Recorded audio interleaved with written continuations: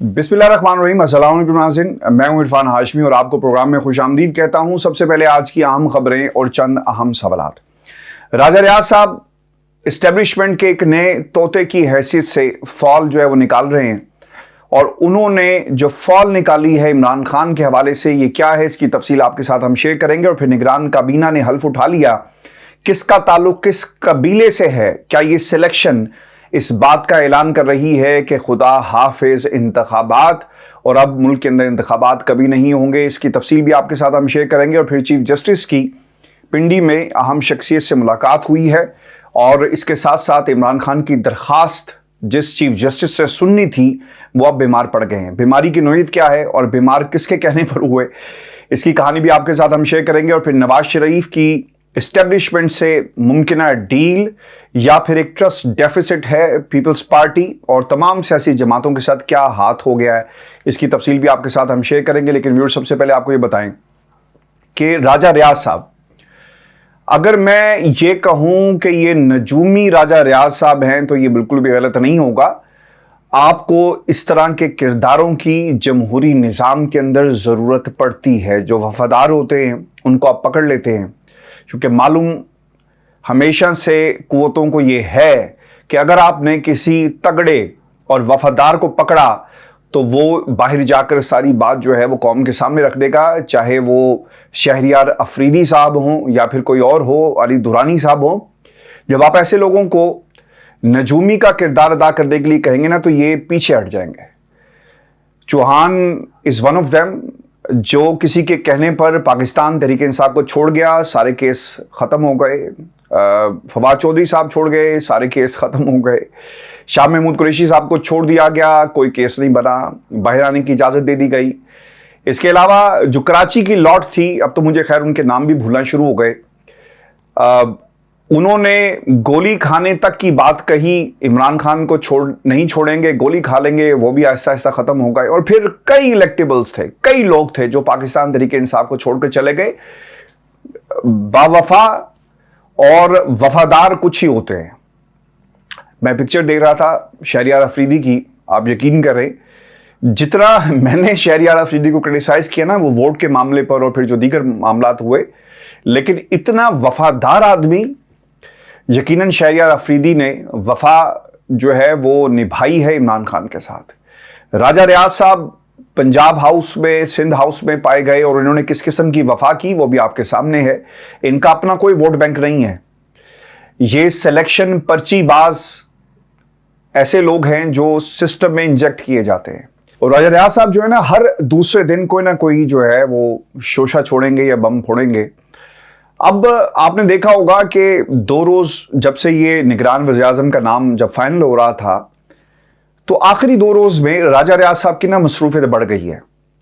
और राजा रियाज साहब की डायरी फुल थी और वो मिल नहीं रहे थे। उनका एक तर्जुमान भी आता है और कहता है कि राजा साहब जो है बहुत बिजी हैं, पता नहीं वो कौन से मुल्क के हालात को बेहतर बना रहे थे।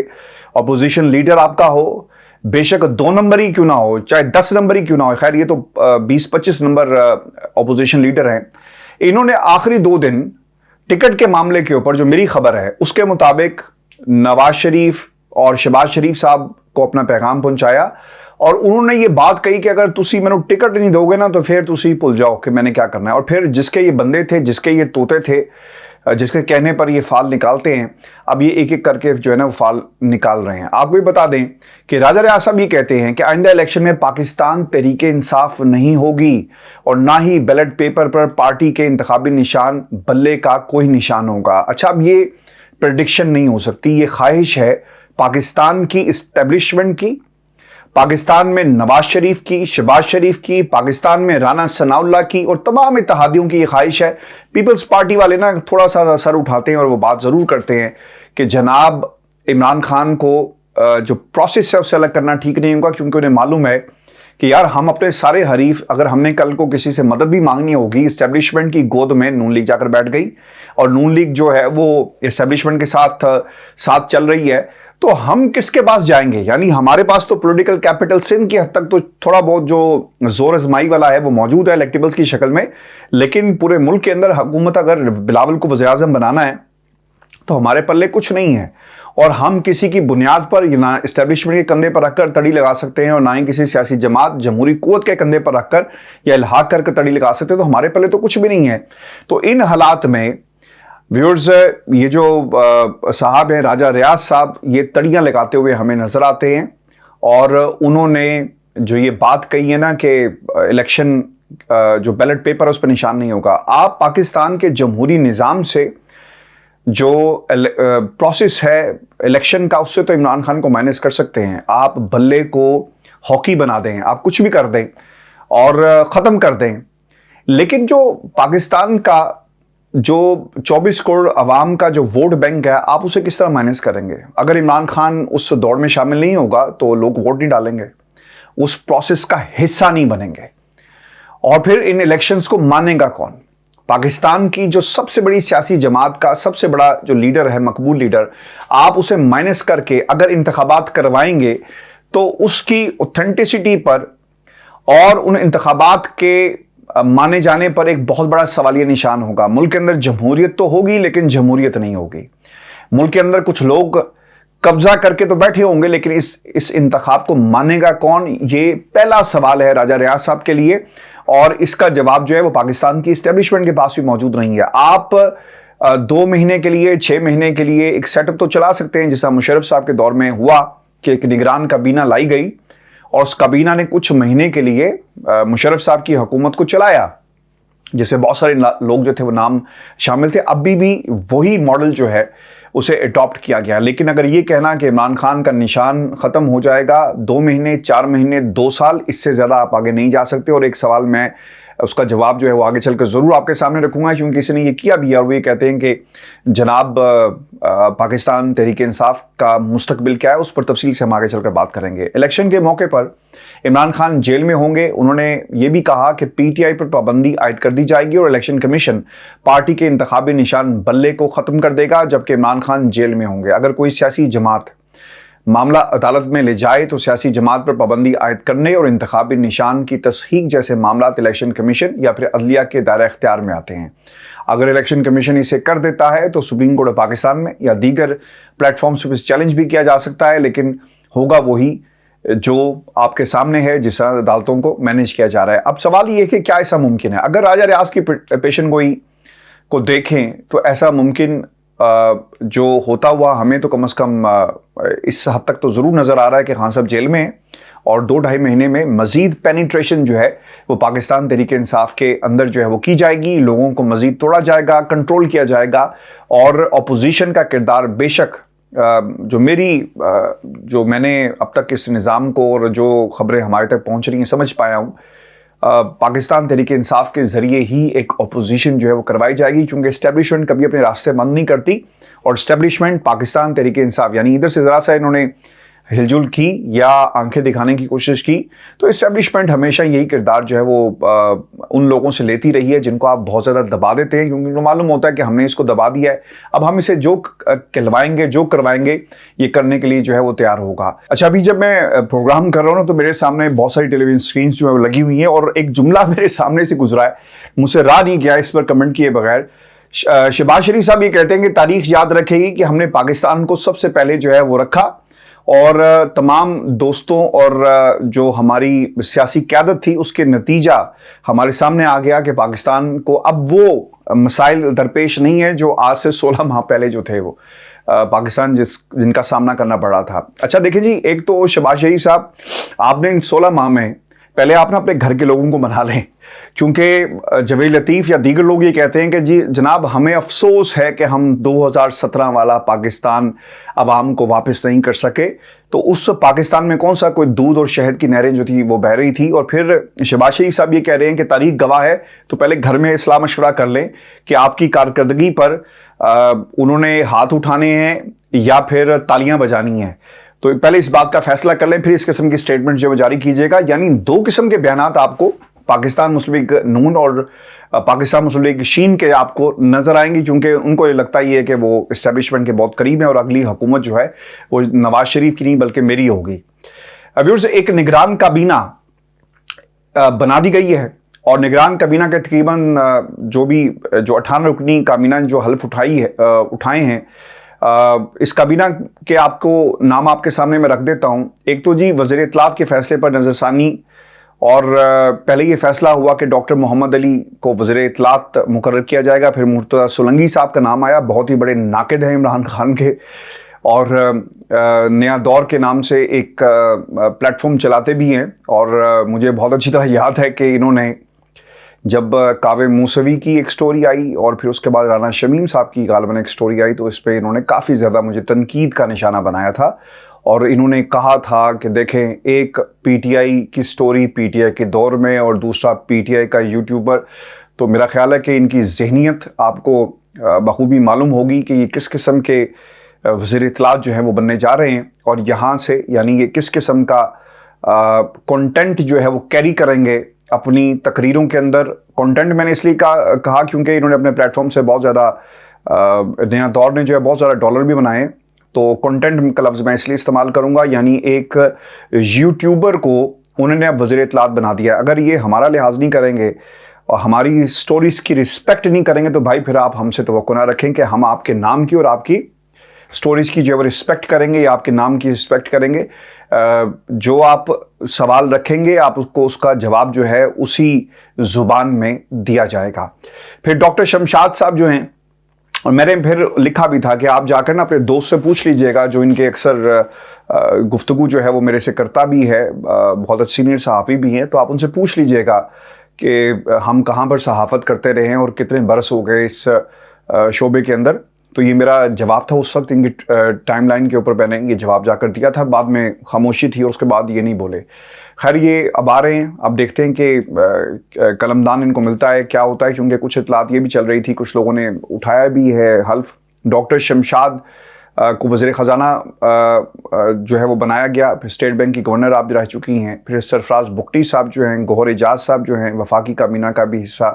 ہیں، عمر سیف آئی ٹی کے وزیر اور جلیل جیلانی وزیر خارجہ. اب آپ کو ویورز جو یاد یہ رکھنا ہے کہ یہ بہت ہی اہم قسم کی وزارتیں ہیں، اور یہ وزارتیں جن لوگوں کو دی گئی ہیں یہ کیا پیغام جا رہا ہے. کچھ سوالات ہیں اور کچھ اہم نکات ہیں. نئی نگران کابینہ آ گئی ہے، یعنی سلیکٹرز کی سلیکشن سامنے آ گئی ہے.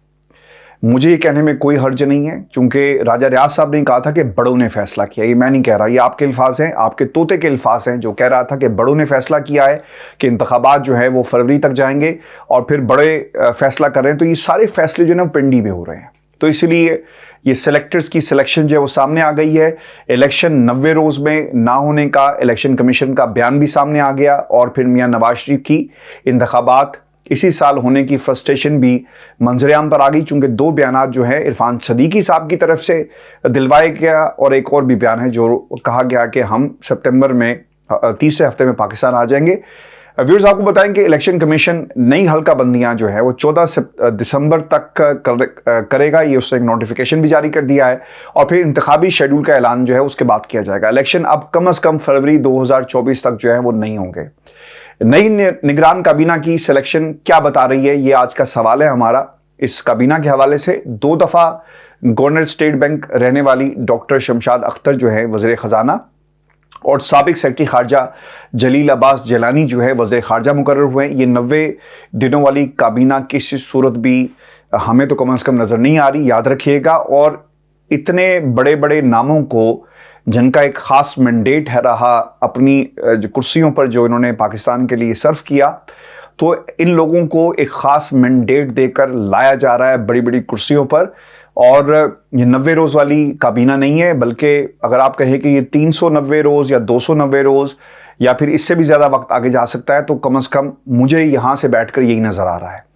ایک ہی دن نئی سلیکشن اور پھر الیکشن کمیشن کے انتخابات 90 روز میں نہ کروانے کا بیان سامنے آتا ہے، اور یہ اشارہ دے رہا ہے دوسری طرف، یعنی یہ وقت مزید آگے جائے گا. انتخابات کو فی الحال آپ اگر میں یہ کہوں کہ آپ بھول جائے پاکستان کی عوام تو یہ غلط نہیں ہوگا، اور نئی سلیکشن کو کام کرنے کا وقت دیا جائے گا. یہ ایک پیغام ہے لاؤڈ اینڈ کلیئر پاکستان کی اسٹیبلشمنٹ کی طرف سے راجہ ریاض کے بقول، جہاں سے ان ناموں کی سلیکشن جو وہ کی گئی ہے. اب سوال یہ ہے کہ کیا اسی لیے لندن میں بیٹھے ہوئے نواز شریف صاحب جو ہے نا فرسٹریشن کا شکار ہو رہے ہیں، اور اب یہ بیان جاری کروایا گیا کہ وہ ستمبر کے تیسرے ہفتے میں آ کر انتخابی مہم چلانا چاہتے ہیں اور انتخابات اسی سال دیکھنا چاہتے ہیں، جو کہ اب نہیں ہو رہے۔ اور میاں صاحب کو نگران کابینہ دیکھ کر یہ سمجھ آ گئی ہے کہ یہ لمبے عرصے کا پلان ہے اور الیکشن کم از کم فی الحال جو ہے وہ نہیں ہوں گے۔ آپ کو یہ بھی یاد رکھنا چاہیے کہ ویورز، جو بیان جاری کیا گیا ہے وہ اس لیے کیا گیا ہے کیونکہ ایک ڈیفیسٹ پایا جاتا ہے پاکستان کی اسٹیبلشمنٹ اور نواز شریف صاحب کے درمیان، اور اب انہیں احساس یہ ہو گیا ہے کہ ٹھیک ہے، ہم نے مل کر سب کچھ تو عمران خان کے زور کو تو توڑ دیا، جیل میں بھی بھیج دیا، ووٹ بینک کو بھی ہم کسی نہ کسی طرح کنٹرول کر لیں گے، دھاندلا بھی کر لیں گے، لیکن الیکشن کون کروائے گا؟ جن لوگوں نے یہ الیکشن کروانے ہیں، کیا نگران کابینہ سے آپ کو کیا یہ وائب جاتی ہے کہ جناب اب یہ الیکشن جو کروا دیے جائیں گے؟ ایسا نہیں ہے۔ الیکشن اب ملتوی ہونے کا اصل فائدہ کس کو ہوگا یہ سوال ہے، اور بینیفیشری کون ہوگا یہ سوال ہے اسٹیبلشمنٹ کے سامنے، کیونکہ اسٹیبلشمنٹ ہی وہی طاقت ہے جنہیں فائدہ مجھے نظر آ رہا ہے، اس کے علاوہ تو کوئی اور طاقت نہیں جس کو فائدہ ہوگا۔ نواز شریف صاحب کو فائدہ، عمران خان صاحب کہتے رہے کہ الیکشن کرواؤ، الیکشن نہیں ہوئے، ان کو سائڈ پہ کر دیا گیا۔ اب نواز شریف صاحب کہہ رہے ہیں الیکشن کرواؤ، میں اب آ رہا ہوں تو الیکشن کرواؤ۔ اب دیکھنا یہ ہوگا کہ پاکستان کی اسٹیبلشمنٹ جو ہے، جو اتنی بڑی، جو انہوں نے اسٹرگل کی ہے اور اتنا بڑا جو کھیل کھیلا گیا، وہ اس لیے کھیلا گیا کہ عمران خان کو مائنس کر کے اور سب لوگوں کو مائنس کر کے وہ نواز شریف کو لا کر کرسی پہ بٹھا دیں گے۔ کم از کم مجھے تو ایسا نہیں لگتا۔ ویورز، آپ کو یہ بتا دیں کہ پاکستان تحریک انصاف کے پاس اب کیا آپشنز ہیں، یہ بھی آج کی اس نشست کے کچھ سوالات ہیں اور آپشنز ہیں جو میں آپ کے سامنے رکھ دیتا ہوں۔ جیل میں بیٹھ کر قیادت نگران حکومت کے فلاپ ہونے کا انتظار کرے تاکہ اسٹیبلشمنٹ کو اس کی ضرورت پڑے، کیا یہ ایک آپشن ہے عمران خان صاحب کے پاس؟ ویٹ اینڈ واچ کی پالیسی خان صاحب کو اپنانی چاہیے، چونکہ پاکستان کی اسٹیبلشمنٹ جو ہے نا، وہ کبھی بھی سائے راستے بند نہیں کرتی، ہمیشہ الٹے سیدھے اوٹ پٹانگ قسم کے فیصلے جو ہیں عدالتوں سے کروائے جاتے ہیں۔ نواز شریف کا فیصلہ ایک اوٹ پٹانگ فیصلہ تھا، غلط فیصلہ تھا، سزا غلط نہیں تھی، لیکن جس بنیاد پر فیصلہ دیا گیا وہ غلط تھا۔ اگر سوال یہ ہوتا نا کہ آپ بتا نہیں سکے کیون فیلڈ کے پیسے کہاں سے آئے اور سزا دے دی جاتی تو یہ میرٹ پر آج بھی ثابت نہیں ہونا تھا، لیکن وہ اقامہ اور بیٹا اور پتہ نہیں کہاں سے نکال کر یہ اس لیے لکونے چھوڑے جاتے ہیں کہ کل کو اگر ہمیں ریورس کرنا پڑے تو ہم یہ کر سکیں گے۔ عمران خان کے ساتھ بھی یہی ہوا، جتنی جلدی میں جج دلاور تھا نا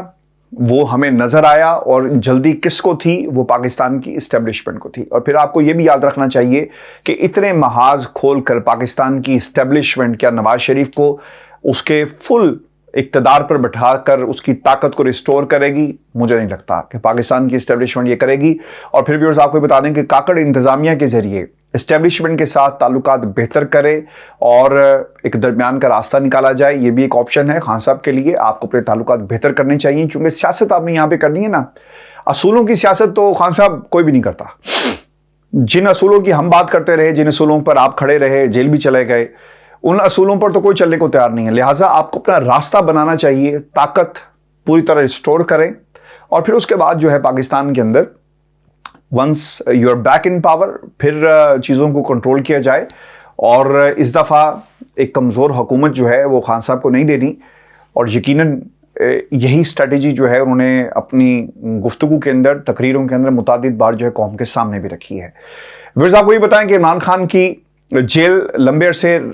رہیں گے جیل کے اندر یا نہیں رہیں گے، اور اگر وہ رہتے ہیں تو اس صورت میں مائنس عمران خان فارمولے کے تحت معاملات چلانے کی کوشش جو ہے پاکستان کی اسٹیبلشمنٹ کرے گی۔ سڑکوں پر آئیں، احتجاج کریں اور الیکشن ملتوی ہوں۔ اگر ایسی صورت پیدا ہوتی ہے تو یقیناً پھر اس کو بھی استعمال کیا جائے گا، یعنی دباؤ ڈالنے کی جو ہے وہ کوشش کی جا سکتی ہے۔ اور پھر عمران خان کی درخواست پر جو چیف جسٹس صاحب بیمار ہوئے ہیں، یہ بھی ایک انہونی ہوئی ہے۔ اسلام آباد ہائی کورٹ کے اندر اپیل لگی ہوئی تھی، لیکن قریبی حلقے یہ بتاتے ہیں کہ یہ ان کی سمجھ سے یہ بات بالاتر ہے کہ عمران خان کا کیس لگتے ہی چیف جسٹس صاحب کی طبیعت ایک دم خراب ہو جاتی ہے، اور انہیں بتا دیا جاتا ہے کہ جناب اب آپ نے بیمار ہونا ہے، اسٹریچر پہ لیٹ جائیں، اور وہ بیمار ہو جاتے ہیں۔ اتنا بھاری اور امپورٹنٹ کیس ہے، سزا معطلی کا معاملہ ہے، لیکن جس دن سماعت ہوتی ہے، ہم نے یہ رویے جو ہے نا پاکستان کی لورڈ جوڈیشری میں دیکھے ہیں، لیکن چیف جسٹس صاحب کی طرف سے اس قسم کے رویے کی توقع کم از کم مجھے تو نہیں تھی، اور جس تیزی کے ساتھ عامر فاروق صاحب نے انصاف جو ہے وہ مریم کو دلوایا، مریم کو دیا، بلکہ میرا خیال ہے کہ گھر کھانے کی فراہمی، جیل میں سہولیات، یہ کم از کم یہ عمران خان کا کیا کسی بھی قیدی کا حق ہے، اگر وہ ڈیزرو کرتا ہے تو یہ تمام چیزیں جو ہیں وہ اسے دی جائیں۔ لیکن یہ چیف جسٹس جو ہے اسلام آباد ہائی کورٹ کا، یہ بار بار جان بوجھ کر عمران خان صاحب کو ان تمام چیزوں سے جو ہے وہ الگ کر رہا ہے، دور کر رہا ہے۔ آپ کو ویورز یہ بتا دیں کہ سوال یہ بھی ہے کہ عمران خان کی بار بار درخواست پر انہیں ان جج صاحب پر عدم اعتماد ہے، اور کیوں ان کا کیس جو ہے وہ کسی دوسری عدالت میں ٹرانسفر نہیں کیا جاتا، کیونکہ چیف جسٹس صاحب نے خود ٹرانسفر کرنا ہے، تو لہٰذا یہ اب ان کے اختیار میں ہے وہ کسی دوسرے جج کے پاس بھیجتے یا نہیں بھیجتے۔ This is one of the reasons جس کا ذکر جو ہے پہلے بھی عدلیہ کے اندر ہوتا رہا کہ یہ اس کی ثوابدید ہوتی ہے چیف جسٹس کی، اور چیف جسٹس سے اگر خود کیس سننا ہے تو وہ خود بھی جتنا مرضی چاہے ڈیلے جو ہے وہ کر سکتا ہے۔ تو اب یہاں پر ڈیلنگ ٹیکٹکس جو ہیں وہ جان بوجھ کر جو ہے وہ اپنائے جا رہے ہیں۔ ویورز آپ کو یہ بتا دیں کہ خان صاحب نے بڑی عدالت میں سپریم کورٹ پاکستان سے رجوع کر لیا ہے، اور عمران خان کے وکلاء کے مختلف مقدمات میں ضمانت کی درخواست مسترد ہونے کے خلاف سپریم کورٹ میں درخواست جو ہے دائر کی گئی ہے، اور درخواست میں موقف اپنایا گیا ہے کہ عمران خان کے خلاف ملک بھر میں 180 سے زائد بے بنیاد جھوٹے مقدمات درج کیے گئے۔ متن کے مطابق عمران خان کو مخالفین کی جانب سے سیاسی انتقام کا نشانہ بنایا جا رہا ہے۔ عمران خان سابق وزیر اعظم اور ملک کی سب سے بڑی سیاسی جماعت کے سربراہ، لہٰذا ان کو کویش کیا جائے۔ اچھا، پھر استدعا یہ بھی کی گئی کہ درخواست میں کہ عمران خان کی سپریم کورٹ اور دیگر مقدمات میں گرفتاری روکی جائے، اور درخواست میں وفاقی حکومت، آئی جی پنجاب اور دیگر جو لوگ ہیں ان کے خلاف، یعنی جو لاہور ہائی کورٹ ہے، باقی لوگوں کو بھی فریق بنایا گیا ہے، اور درخواست آئین کے آرٹیکل 184(3) کے تحت جو ہے وہ دائر کی گئی ہے۔ ان کے وکلاء کی چیف جسٹس آف پاکستان سے ملاقات بھی ہوئی ہے، اور جو ایک پیشن گوئی سے کہہ لیں، اسے جو آپشنز کا استعمال کیسے کیا جائے گا وہ کہہ لیں، اس حد تک بھی جو ہے وہ بات ہوئی ہے۔ ویورز، میں مکمل طور پر ٹھیک نہیں ہوا، دوائی کا ایک بہت زبردست قسم کا اثر ہے، you can see I am still sweating, اور پسینہ جو ہے وہ بہت زیادہ دوائیوں کی وجہ سے، لیکن پھر بھی میں ہمت کر کے بیٹھ جاتا ہوں تاکہ یہ خبریں آپ تک پہنچے۔ میں آج پاکستان کے سوشل میڈیا پر دیکھ رہا تھا، کوئی چینل ایسا موجود نہیں ہے جو آپ کو حالات حاضرہ کے بارے میں بتائے، اور ہر بندہ جو ہے نا وہ اپنی ایک دکان کھول کے بیٹھا ہوا ہے، اور وہاں سے خبر نہیں نکل رہی۔ یا تو تعریفیں ہوتی ہیں خان صاحب کی، اور عقل کی کوئی بات نہیں کر رہا، آپشنز کیا ہیں، خان صاحب کو کیا کرنا چاہیے، یا پھر حکومت وقت کی تعریفیں ہوتی ہیں۔ یعنی ہر طرح سے نا ہمارا ایک مسئلہ بن گیا ہے کہ ہر چیز کو کنٹرول ہم کر رہے ہیں، اور کنٹرول کرنے کے بعد ہم اس پر فخر محسوس کرتے ہیں۔ میں پاکستان کے میڈیا کو اکثر دیکھتا ہوں، یعنی کسی میں کوئی شرم لحاظ نہیں ہے۔ لوگ ٹیلی ویژن پر بیٹھ کر سوال کرتے ہیں، اور پھر انہیں پتہ ہوتا ہے کہ یہ سب کچھ پاکستان کی اسٹیبلشمنٹ کنٹرول کر رہی ہے، تو کوئی کسی میں ہمت نہیں ہے وہ یہ سوال کر سکے، یا سوال کا کم از کم اگر آپ سوال نہیں کر سکتے تو کم از کم عمران خان کے پاس آپشنز کیا ہیں، پاکستان کے پاس کیا آپشنز ہیں، سیاسی جماعتوں کے پاس کیا آپشنز ہیں، اور کم از کم یہ تو بات ضرور کریں نا کہ نواز شریف صاحب جو ہیں وہ ایک مجرم ہے، لیکن ان کا نام بھی چلتا ہے، ان کا بیان بھی چلتا ہے، کس حیثیت سے۔ اور اب یہ جو صاحب آئے ہیں جو آپ کے نگران وزیر اطلاعات ہیں، ان کے بھی ہم حالات دیکھ لیں گے، اور آپ کے سامنے ہوگا کہ کیا کرتے ہیں، کیونکہ نیا دور پہ جس قسم کا انہوں نے کنٹینٹ جنریٹ کیا، یعنی یہ جو یوٹیوبر صاحب ہیں، صحافی میں ان کو نہیں مانتا، کیونکہ پیپلز پارٹی کے دور میں بھی ان کا ایک اپنا ایک رنگ تھا، ترنگ تھا، اور اس پر تفصیل سے لوگوں کے ساتھ بیٹھ کر جو صحافین کے ساتھ کام کرتے رہے۔ میں آپ کے سامنے وہ تمام چیزیں لے کر آؤں گا، لیکن یہ کس قسم کے وہاں سے کیا پیغام جاری ہوگا وہ آپ کے سامنے ہی ہے، کیونکہ نیا دور پر انہوں نے خاص قسم کا کنٹینٹ جنریٹ کیا ہے، خاص قسم کی یہ ٹویٹس کرتے ہیں، اور ایک خاص قبیلے سے ان کا تعلق ہے۔ اپنا خیال رکھیے گا، کمنٹ ضرور بھیجیے گا، چینل کو سبسکرائب کرنا مت بھولیں۔ اجازت دیجیے، اللہ نے